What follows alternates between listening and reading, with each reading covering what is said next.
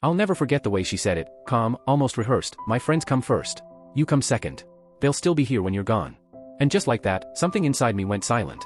I didn't argue. I didn't beg. That night, I simply disappeared. For 2 years, I'd believed Chloe and I were building a real future together, late-night talks about our goals, whispered plans for vacations we'd never take. But apparently, I was just a recurring guest star in the drama series that was her friend group. The breaking point landed on what should have been one of the happiest nights of my life. That morning I'd gotten the call, my promotion was official. Senior veterinary technician at the animal hospital. 3 years of night classes, extra certifications, hands-on training, all of it had finally paid off. My raise was $6,000, but the real prize was the chance to do more surgical work, the thing I'd dreamed of since walking out of community college with a shaky diploma and a head full of ambition. I wanted to celebrate. I made a reservation at the Italian place we'd been talking about for months, 7 p.m., 2 seats by the window. I even splurged on a bottle of wine I couldn't really afford, hoping she'd smile and say it tasted like victory. But when I called Chloe to confirm, she breezily told me she couldn't make it. Karaoke night. The inner circle. She said it like that explained everything. Zoe, Mason, Riley, Quinn, and Chloe. 5 adults in their late 20s who treated Thursday karaoke like it was some sacred rite of passage.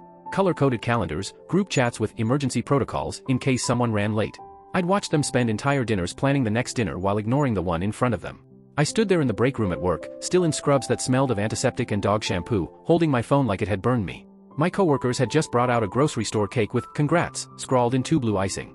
I had to step outside to take her call. "Can't we celebrate tomorrow instead?" I asked, already bracing for the answer.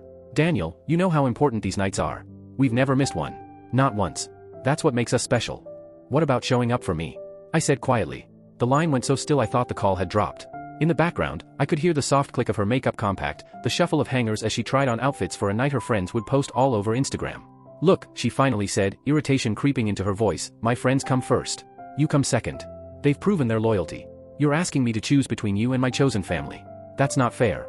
Chosen family. That's what they called each other, like they were survivors of some shared trauma instead of 5 people who met at a wine tasting and decided they were soulmates. They even had matching tattoos, tiny circles on their wrists from a weekend trip to Portland they documented with a hashtag campaign. "I'm not asking you to choose," I said, staring through the break room window at Dr. Martinez examining a golden retriever in room 3. "I'm asking you to care that something good happened to me." "I do care," she said quickly, "but Daniel, this is just one dinner. Karaoke only happens once a week. If I miss it, I'm letting down 4 people instead of just one." Just one. That's how she saw me. Not her boyfriend of 2 years. Just one person, easier to disappoint than 4 friends with matching tattoos. When I got home that night, the apartment smelled like her expensive perfume. Glitter clung to the carpet. She'd already gone. On the counter was a stack of bright yellow t-shirts for their upcoming camping trip, Inner Circle Forever, splash.